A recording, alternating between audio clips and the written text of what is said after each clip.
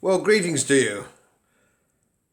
The way governments like to control you, and it's certainly true of modern history, is that they like to terrify you, they like to scare you to death, and then when you're terrified, the government says, but don't worry, I know you're terrified, don't worry, because we're going to save you.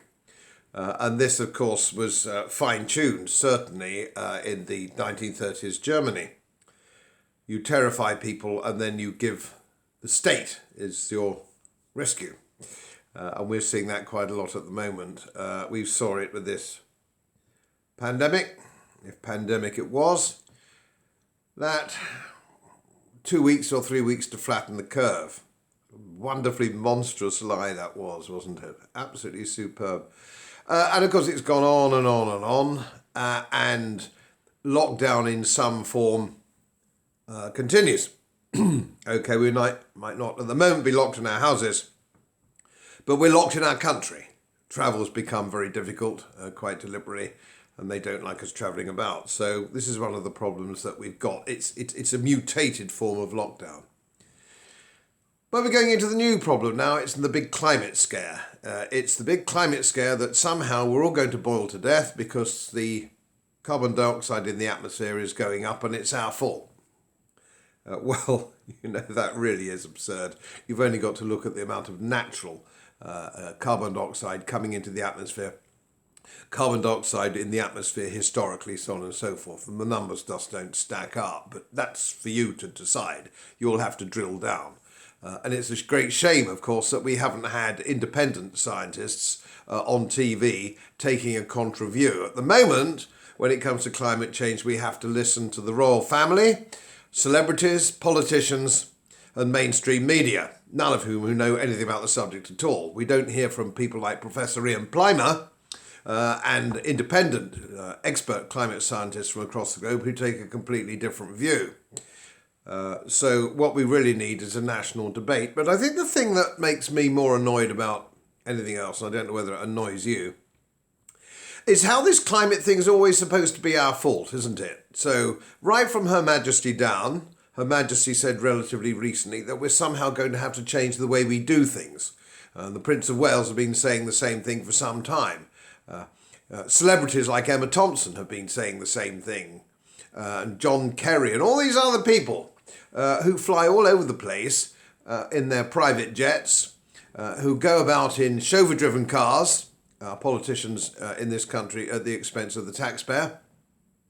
And indeed, if it's the Prince of Wales or Boris Johnson, they suggest that there's too much population, there are too many of us on the planet. They don't mean them, do they? They breed like rabbits. They don't mean them, they mean us. So when Her Majesty said something along the lines of we're going to have to change the way we do things, she means us. And it was the royal we in every way possible. It's always us, isn't it? Something that we can't do, we can't drive, we can't go on holiday, we can't do all things, but they can. They can do everything that they like. But the little people, we little people, can't.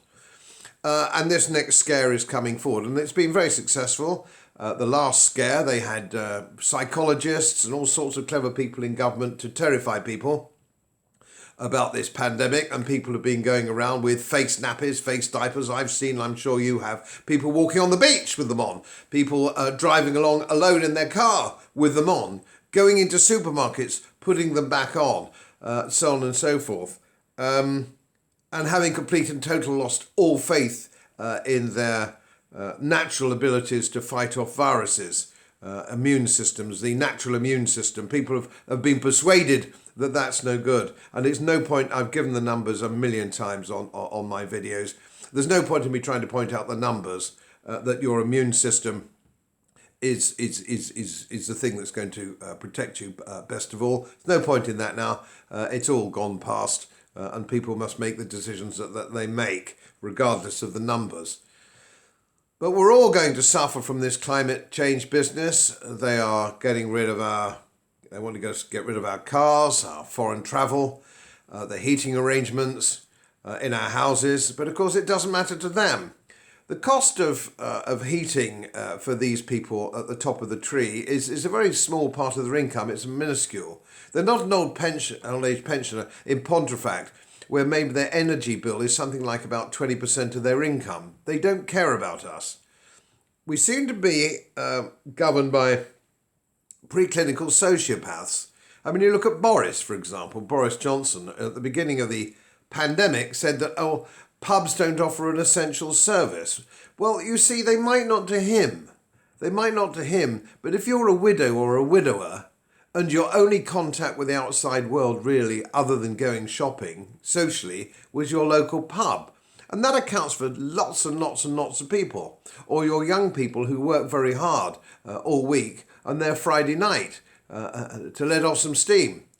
So this is how people live. But it doesn't apply to Boris. Boris Johnson doesn't care about this because it doesn't affect him. It doesn't affect the royal family.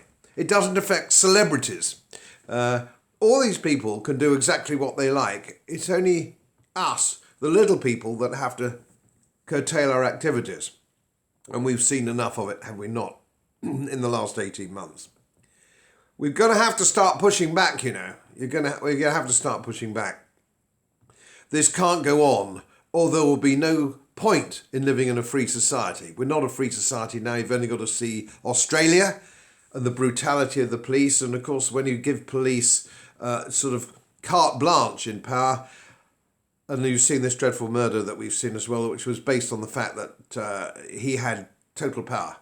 He'd been given total power, and the tabloids have done that to death anyway. But it's a long time overdue. We've got to take away these police powers and the powers of the state. That's got to be taken away. We can't go on like this. It's been an absolute disaster.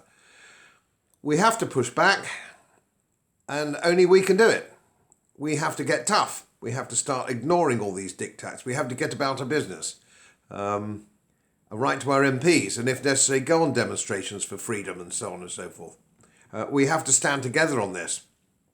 Because this business of suggesting that we're all in this together, we haven't been all in this together. There's been them and there's been us. There's been rich people at the top of the tree and ordinary people. Certainly haven't been in it together. There's no question of that. So do think about it.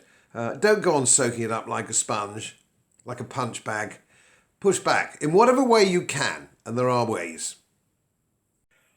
As most of you know, my work is very heavily independently research-based, and I get my information from all over the world. It would help if you press the subscribe button and the little bell next to it, because the more subscribers I have, the more likely it is that international independent research institutes will share their material with me. It's most helpful, and then of course I'll automatically share it with you. So, surprise, won't cost you anything.